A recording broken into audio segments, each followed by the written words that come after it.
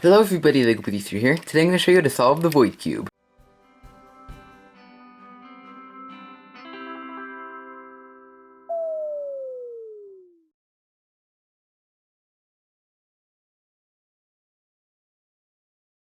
So simply put, my last two void cube tutorials got a lot of hate, so I'm just remaking it now. And so before we begin, I just need to explain that this is not a tutorial on how to solve the Rubik's Cube. This is the Rubik's Cube. Check out my tutorial on it. Press the little I right there, or the annotation on screen, or the link in the description to learn how to solve this if you don't already know. I'm just going to tell you how to apply the knowledge of solving this onto this cube. So yes, if you don't already know how to solve one of these, check that out, and let's get started on this puzzle. So basically, the most essential step of this puzzle is the cross. And so if you remember on 3x3, you would line up the edge pieces with their centers, so all the colors would line up perfectly like this. But if you were to say, mess two of them up like this, switch them around, you would have no way of knowing because there are no centers on this cube. So you need to make sure, using the corners, that you have them in the right place. So I'm pretty much going to teach you again how to do the cross on this puzzle, and by doing that, you'll be able to make the cross without looking at the centers, just using the corners actually. And the one tricky thing about this is I replaced the stickers on this cube with stickers of my own, and so you see I have white on this cube and different colors than you'll probably have. If you have the normal Rubik's puzzle, you're not going to have these same stickers, but it should work anyway.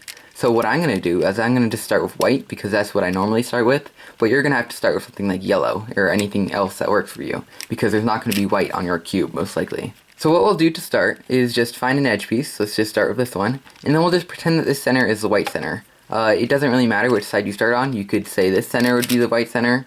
It really doesn't matter. We'll just say that this one is. And so this is the green and white edge piece. You see right there? Move around a little bit. It's still green and white. And so what we're going to do is we're going to try and figure out what edge piece needs to go right next to it. And so to do that, we actually have to look at the corners. And the corners actually tell you a lot about what the color scheme is. And so what you want to do is find a corner that has both white and green, or whatever colors you're using. Okay, so white and green. Here's the white and green edge piece over here. And so what we're going to do is we're just going to bring it around, and we're going to move it underneath one of the slots where this edge piece is. And then we're going to do our algorithm from the beginner's method that you would normally use on the second step, R prime, D prime, R, D. And then just do that until white is facing upwards. And so you're basically going to be putting the corner in before you finish the cross. This is just what you did in the beginner's method again. And so once you get it in, it will either line up or it won't line up. So in this case you see it doesn't line up. We have the white here and the green here, but that doesn't match up with the white and green on here. And so that means that it actually needs to go over in this other slot over here. And so that's fine. We can just take it out, move it under the other slot. Again, this is just what you did in the beginner's method. And then do R prime, D prime, R, D until it's in its slot. And if it didn't work over here, then it's definitely going to work over here. And so now we have what we want. We have white and green matched up. And so what this is going to tell you is because we have white and green right here, we need to have red on this side. So this will be the white and red edge piece right here. And so we can find that piece. It's over here on the bottom conveniently. And we actually don't need to keep this corner in place. We'll put it back in later. And so we'll just move this edge piece up, and there we go. We now know that this is the correct piece, and it's in the correct place. And so now what we're going to do is we're either going to find a piece with white and red on it, or another one with white and green on it. In this case I'll just go with white and green, and then we'll find one that's different from the one that we had before. This is the one that we had before, so that won't work. Look around the cube. Oh, here we go. So we have the white and green corner piece over here. And so now it's already in the spot that it needs to go to figure out what this edge piece would be. And so we'll just do R prime, D prime, R, D until it lines up correctly. A couple times. And there we go. And so that means we know that the orange piece goes into here. White and orange.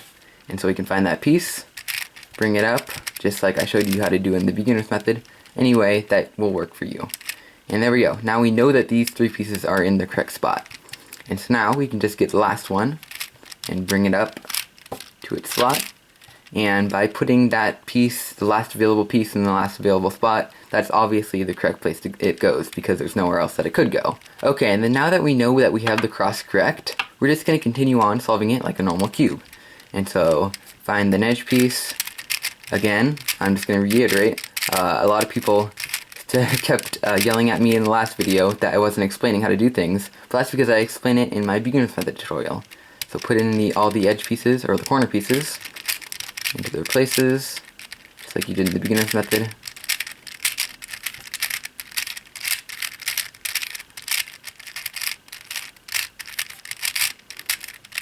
And there we go. Now, what we need to do is, again, find a piece that needs to go in one of these slots. You see in this case we have red here, and this would be the red center, because we have red pieces there, and this would be the blue center, because we have blue pieces along here. And then we do our algorithm. You all know this algorithm if you know how to solve a normal cube. Go around, find the next one, put this one in, line it up, put it in, next one, line it up, put it in, and then the last one is back here. We'll line it up and put it in. Again, nothing I have never taught you before. Check out that video. Okay, now we can continue on to the last layer just like we normally do. And so you see we have a piece here and a piece here, so they're opposite. So we just do this algorithm once, any way we want to. And then we have these two pieces here that line up. If you want to see what pieces line up, just look at the other color that's on that side. So these two line up, these two don't. We'll do our algorithm for that case. There we go. And here we go. So you may notice something a little bit weird once you get to this step. So before you get ahead of yourself, let me just explain something. So what's going to happen when you try and solve it is something like this will happen. You'll get all the way to the end, and then the very last two pieces will just be messed up like this. You'll have two corners that just kind of can't do anything to fix them. And so that's what we have in this case. You see this piece and this piece are correct, but these two pieces are not. And so in my beginner's method tutorial, I explained that you can never just have two pieces solved and two pieces not. Yet on this cube, we seem to have it. And so this is called a parity. It's pretty much an impossible case on this cube that you couldn't normally get on a 3x3. And so to solve this, all you have to do is one simple algorithm, and this algorithm exploits this cube having no centers, and uses that to switch around a couple of pieces. And so before you learn this algorithm, there's one move that you have to learn, and so this is an M move. It's basically turning the right and left layers and then turning it. So you can just use your finger and push it, or just do it like this. So moving this way would be M, and moving this way, you can do it with your back finger, would be M prime. And so if you had an algorithm that was M prime U M, you would do it like this. M prime U M. And that's the M move. And so that algorithm will use these M moves, and that algorithm is M prime U M prime U prime M U prime M U2 M prime. And there we go. And so you may have noticed that this messed up the top layer a little bit, but all you have to do is look at the case you have. You see we have a line case, and do our beginner's method once again. Look around, do this algorithm, and then you'll find, once you come to this step, that you'll have a perfectly normal case. So, once you get here, you do that algorithm once, you do this algorithm once again, and you see now we only have one piece that's wrong, and now we have no pieces that are wrong. And we can finish it off with our last algorithm, which is just R prime D prime RG again. There we go. And we have now solved the void cube. And all you had to learn was one simple method of doing the cross, and one simple algorithm that is only 1, 2, 3, 4, 5, 6, 7, 8, 9 moves long. And so that is my tutorial on the void cube. You just have to use that one simple trick on the cross, and that one simple parity algorithm once you identify it. It doesn't come up all the time, just around half the time actually. So when it comes up, just use that algorithm, and yeah. So I hope this video helped you. I really hope it did. I've made 2 versions of this in the past, and it really has gotten a lot of hate. And so I really hope this is better than the last 2. Leave a like down below if you liked it. Stay subscribed to be notified when another video like this comes out. And then also leave a suggestion for another tutorial or any sort of entertainment, anything, any sort of video. Leave that down in the comments, and I'll see you guys next time. Bye!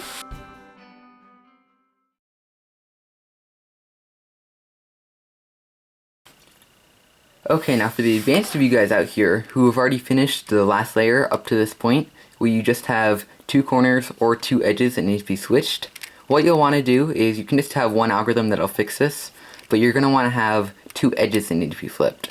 And so if you have 2 corners, don't worry, we can change that. And so what you want to do if you have 2 corners is hold it on the right and do this algorithm. It's called a T permutation. R, U, R prime, U prime, R prime, F, R2, U prime, R prime, U prime, R, U, R prime, F prime. Okay, and then now that we have this, we just have these 2 opposite edges that need to be flipped. Hold those on the bottom like this and do M prime, U2, M, U2, M prime, then do B, U, B prime, and then a super flip, which is M prime U, M prime U, M prime U, M prime U, and then B, U prime, B prime. And just like that, we have it solved. And yeah, that's just a simple algorithm that I came up with. It's pretty easy to remember if you just break it down, and if you're more advanced, you may want to use that. So yeah.